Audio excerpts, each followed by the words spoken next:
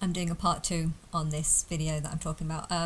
But yeah, I so that the negativity is spreading, and a lot of people are feeling this sort of negativity, and they're passing on their bad habits, bad ways, and if you start doing petty crime and start seeing it as nothing, you might encourage your other friends or your family to also start doing petty crime, because the petty crime becomes normal.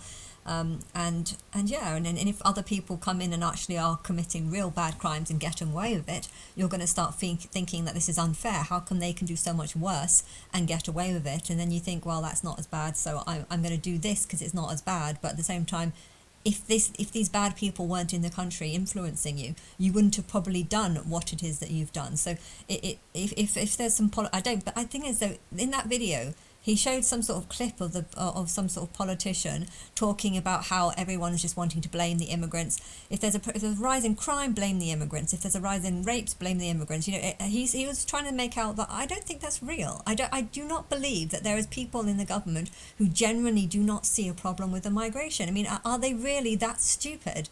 Like, I can understand there might be some stupid idiots in the government who think building more houses is the solution. I feel like that might be there might be idiots that are that stupid, but I don't believe that there are idiots that don't realise that migration is actually causing a problem. I know 10 or 20 years ago, when migration first started coming into the country, it probably did help the economy. Why? Because these people were coming in, they had contacts from their land, and they could find, oh, we could get you like 100 dresses for £2 each, and you can go and sell them on your stores for £5. And everyone was like, wow, these dresses used to be £10, and now look, I can find them for £5. I didn't do much shopping because I never had much money, but it was very easy to find a nice dress for £5. And if the reason why I was able to buy so much, usually I buy in bulk on eBay and get like 4 or 5 dresses for about £10. But if the reason why cheaper sales or cheaper things, sometimes I would find some nice outfits and for pay next to nothing for it. And if the reason why this was happening was because of immigration, because of people immigrating here and then saying, oh, we've got some good contacts, I can understand that it being okay for a while. But if you start inviting too many people, we've got the benefits. The benefits is the contacts. The benefits is knowing how to make certain recipes or something. But once you've got that information, once you've got a thing, you start realizing that actually you're destroying the economy, because people aren't going to be buying dresses for 20, 30, 40 pounds if you can buy it for a fiver. And so therefore things like John Lewis are in decline. Okay, you've got some older people like my dad, he still shops at Marks and Spencer's. So you've got like the 50-year-olds who are still sort of believing that paying £50 for a suit is like a bargain or something. So you've got those people who would still shop in that. But if you're I'm 38 now, but I have been brought up with knowing that there are some really good bargains that you can find out there, and therefore I'm not going to go into an expensive shop and spend 30, 40 pounds on a shop on some clothing when I know that I can get it for a fiver. So this, on one hand, you've helped the country because you've helped people be able to buy tops at a very cheap rate, because they've gone to their Islamic countries and they buy the things for about £1. I don't know how they can get it that cheap, but they've bought it very, very cheaply. They brought it in, we get a bargain, but at the same time you've actually kind of destroyed the economy. Why? Because people shouldn't grow up thinking that being brought up thinking that you can buy a top for £5. Why? Because the economy is just going to fall apart. If people start seeing pizzas as being worth 5, 6, the pizza around the corner, I used to be able to get a gigantic one for about £7, and it went up to 8. This is all very cheap. Now it's actually 10, but because of lack of money and more people becoming impoverished, we're not going to go to Pizza Hut. And I used to love going into Pizza Hut. I think the last time I went in there, they were very skimpy on the cheese, and it just didn't taste the same. But then again, I was like, there was like 2 people in the buffet area, and I could understand why they were being skimpy on the cheese, because there was like no one eating anything. So it was just kind of like the pizzas were just going to waste. So, on one hand, you don't want the shops to fall apart, but on the other hand, you yourself are finding that you have less and less money, and as the rent is increasing, jobs are actually getting less. So less people are in employment. Less people are in employment. More people are not wanting to spend money on certain things because they've either seen it cheaper elsewhere, or foreigners are coming in and they're being forced to work. They've got high rents, and when people start realizing that rents are way too high and they're not able to get a job, they're going to start wanting to leave. Now, the smart ones are starting to leave, and the dumb ones are just arriving because they're just looking around and thinking, well, these houses are so much better than the mud shacks that I came from. But a lot of them do have bad principles and thinking that it's fine to raping women isn't a problem because it's all fine and there's nothing wrong with it. Someone was saying that there was absolutely no problems in Islamic countries, and I'm like, yeah, the only reason why if there's no problems in Islamic countries is because problems are not seen as problems. If you rape a woman in an Islamic country, no problem has been caused. Why? Because they don't see that as a problem. If you break in and steal or something, they probably just wouldn't talk about it. They said that's no problem. They would, like, everyone is trying to cover up. When I went to Thailand, a lot of people used to cover up crimes. I know there was one hostel that I was staying in, and I went to I was having a day nap, and I went to bed around 2, woke up at about 3, just continued on my day, and then the next day I was talking to someone about how safe I felt, and they were just like, what are you talking about? Because you do know someone got shot in the bar next door to this hotel, like, yesterday at 3 o'clock, and I was like, I was here, nothing happened, I didn't hear anything. Okay, yeah, I came back and fell asleep for about an hour and a half, but yeah, I came out of this dormitory room at about 3:30. I saw nothing, and yeah, he said that literally as soon as the crime happens, the police come, they remove the injured person. I don't know if he died or whatever, but I no one knows. That's the thing, no one knows, because they try and cover it up. They want everyone to continue on as normal. They want people to just come out of their dorms, go and buy some drinks, go spend stuff, and that they're very, wanting to hide the fact that there might be problems. Why? Because if people think there are problems, that there are problems going around, if people feel unsafe, they ain't going to be wanting to get drunk. No one's going to be wanting to get drunk if they think there's a high chance that there's like a gang of people about to shoot them, so because of that, they cover it up, and I'm seeing that they are starting to do it here, but the problem is, how much are they doing it, and how bad are they doing it, and are they doing it? Because there's also a possibility that Tommy's exaggerating some of this stuff, and that it's not as bad as what he's making it out. I mean, I know if nothing happens in 10 years and you keep allowing all these people into the country, our country is going to become more and more like Thailand. People are going to have smaller shops, smaller places. We're not going to be able to have, buy it yourself items. These buy it yourself items, these buy it yourself counters are going to have to start disappearing because too many people are just going to, I bet there's a whole bunch of people that just buy one item and then not pay for that one, buy the one item and not pay. I don't know how many the times. I hope this isn't happening, because this is so unfair. But if the reason why Sainsbury's and Tesco's and Asda's and all the general shops, if all the reason why they're going up in price is because so many people are just stealing everything, I wouldn't be surprised. And then you can, as the poverty increases, more and more people are signing on to food banks and just to queue up in streets to get free stuff. But as you do that, as you're giving free stuff away, you're just destroying the shops more, because the shops need to sell these things. I'm now, there's the £3 food bank, which I get 9 items of food for £3, but I get sugar, and if I weren't getting this, one of the items is often a bag of sugar, because I like sugar in my tea. But yeah, if I wasn't getting this free sugar or the free butter or something, I'd be going into a proper shop and buying it. So technically, even though you've saved me £6, okay, I'm only going for it because I'm spending £110 on my council tax. Council tax used to be 80. I could afford 80. I'm no richer now than I was 10 years. In fact, I'm actually poorer, because I was working 10 years ago, and now I'm not working. I'm too ill. I'm too mentally, I'm too physically and mentally unwell to work right now, and therefore my mental health has fallen apart. I can't work, so I'm actually considerably poorer. And my council tax has gone up by £40, or £30. It's gone up by £30. It might go up another 10%. It could be 120 from March onwards. I don't know yet. We'll see. I mean, I know that they're thinking of joining council, the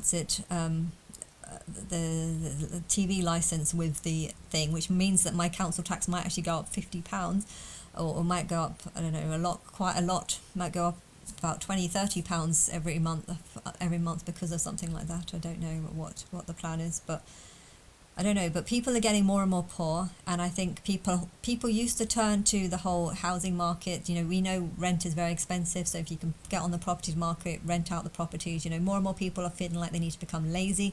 Why? Because that's the only source of income that people can get. But if this is the only source of income that people can get, then house market is just going to rise and rise, and the rent is going to rise with it. And if people are getting poorer and poorer, they're going to start stealing, more business is going to be lost, the economy is going to fall apart, people are not going to want to spend 15 or 17, 18 pounds on a Pizza Hut pizza, and more and more people, I guess, would be, well, as the restaurants start to close. I mean, a lot of the restaurants in Birmingham are shit. They're just like cheap fast food restaurants for about, some of them are actually quite expensive though. The expensive fast food restaurants, you're getting more and more expensive fast food restaurants, and I guess people are shopping more in shops because of not being able to go to restaurants. But restaurants are falling apart because they don't have the business. And when you start losing business, well, that's when you start losing jobs, because all these restaurants would have had staffing, and when you lose jobs, these people can't pay tax, and if you're trying to use the benefit system, and by paying off, if you're trying to get people's tax money to pay off all these benefits and benefit claims, this is, how are you going to do that if the economy is falling apart? And so, I don't know how many attacks there are.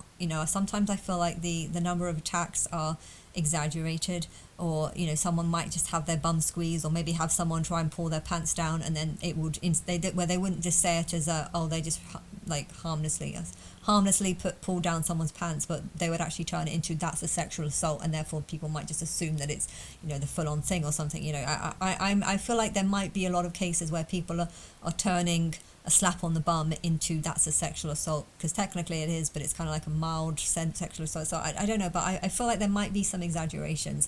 The thing is, though, I feel like exaggerations are important, because in 10 years' time, England's going to be done. Like it almost is now, and therefore, if there are people exaggerating stuff, or perhaps even lying, maybe Tommy Robinson did get someone, that story about the taxi, someone having her drink spiked when in a taxi, and not remembering 2 hours. I mean, to be honest, that, I'm not saying that's not real, I'm just saying it felt a little bit unreal. But if it turned out, I'm not saying that this is real or not, I don't know, but if it turned out that was just an actor being paid to say that, I don't care. I don't feel like that's a lie in a bad way, because I know that something like this might happen, but I feel like too many people that might have that happen to them won't want to speak on camera. They won't want to talk. Too many people are feeling like if you start talking on camera, suddenly everyone knows who you are. I feel like I don't have that kind of vibe, because I've been trying to make videos for like 12 years, and no one seems to like notice or take any interest. I've been trying to promote that I'm God for 12 whole years, and I'm not getting any reception. Therefore, I feel like I can say whatever I want online, and nothing's going to get through to people, I think, because YouTube have done something to my videos so that only a very, very small number of people seem to be able to find them. And I know Tommy Robinson's channel was apparently silenced or something, but I don't know. I mean, to be honest, I feel like whoever, he seems very organised and very professional, so I feel like there's a whole group of people working behind him.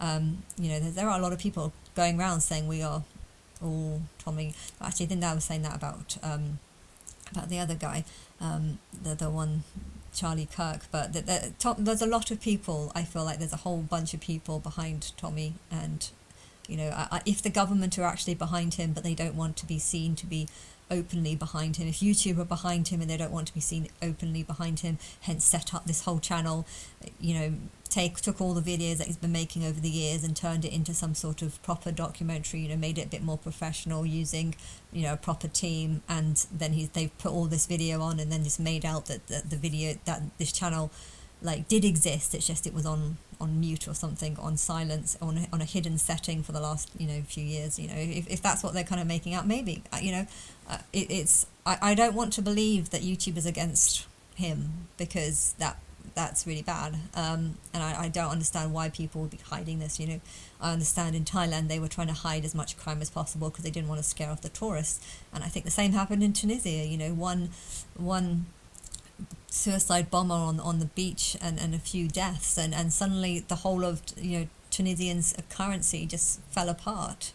Not the currency, the travel, the whole of the economy, the whole of the Tunisians' tourist economy fell apart because of a couple of guys on a beach, blowing up, I think, or coming out with guns or something, some sort of bomb. There was some sort of a terror attack, and suddenly the whole economy just fell apart, and a huge number of people who put money into nice hotels in Tunisia. Tunisia was the first place that I went, I think, and then that happened, and then I moved to Egypt as a better place, as for a holiday destination during the winter time. But yeah, if England is trying to cover up crimes because they don't want our tourist industry to just fall apart, then maybe. The problem is, I'm noticing it around the whole of Europe. I am going to south of Spain on the end of November with my parents, but I was actually planning on going for like a whole week, so I was planning on like staying 2 days longer, but I think with everything that I'm seeing, I think I'd rather just stay with my parents. Like, that way I can get on the plane with them, travel there, and then come back with them. And I will go somewhere. If I'm still being ignored January and February, I definitely will go somewhere, because England is way too cold, and I'm going to try and use up all my PIP money on just lots of holidays. But I'm doing that to just get away from the minus degrees that we get in England. England is nice most of the year, just not in January and February, and I start feeling heavy depression because of cold weather. So, but yeah, and I said in another video, I said that people from Sweden would come in. No, I think I meant Switzerland. I think I'm getting Sweden. I don't even know where Sweden is on the map, but Switzerland is the north one. Switzerland and, is it Finland or something? There's two that look like a big penis at the top of Europe. I think that's Switzerland and Finland, maybe. But yeah, I'm actually going to look at a video now to see what's over there, because I reckon that if we can sort out the migrant problem, there is a problem with, there's first lifer and second lifer humans that are just, you can teach them things, but can they understand? Can they recognize what's right and what's wrong? Can you control them? No, they're a lot harder to. And that once people realize that there is almost two species, there's unevolved souls, unevolved humans, and unevolved humans, and then there's ones in the middle that can't tell the difference between the two. But once you can sort out, once you have a test, once you say that I'm God and do some sort of test to work out how much truth people can see when it comes to their religion, once you can actually test them and see which one's which, that's when you'll be able to know which ones are causing the problems. And then well, if the bank, I don't want the bankers to be rich and to be this rich and to just have so much power that they keep everyone in slavery. But at the same time, once we've done this test that the whole world needs to know about, needs to go through some sort of test about what religion they are, what they support. Do they support Wicca? Do they support Islam? How much do they support Islam? Do they think anything's wrong? Do they see any problems with Islam? Would they want to live in an Islamic country? I think if you ask, though, do they see problems with Islam, they'll probably be like, no. And then it's like, would you want to live in an Islamic country? No, definitely not. So there obviously is a problem with Islam, because, oh no, the Islam's only been kept in poverty because of the America or something like that. They'd probably say something like that, and it's just like, yeah, or maybe the people in the country are actually bad people, and they've got bad ways, bad beliefs, and they're coming to this country, and I think the more Europe falls, and all over the world, the more immigration spreads, the more people will be able to see the difference. You can't really insult someone unless you're actually seeing them all the time. I don't like being in Birmingham, but there's good and bad and everything, and I think the good about being in Birmingham is that I am around these people a lot, and you can't say that I'm racist. Why? Because I spent 8 years doing massage, and then a few years before I found out I was Christ as well. So I've done probably about 12 years in total of doing massage.